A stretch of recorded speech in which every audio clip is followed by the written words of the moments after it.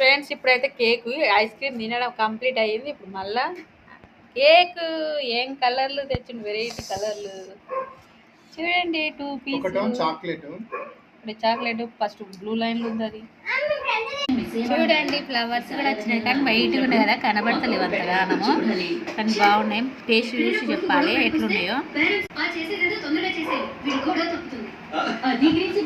చూడండి చూడండి. ఇప్పుడైతే అందరం ఇందాక ఐస్ క్రీమ్ తిన్నాం కదా, ఐస్ క్రీమ్ కప్పులనే మళ్ళీ ఇప్పుడు మీకు కేక్ కూడా వేసుకున్నాము. చూడండి ఎట్లుందా నాని.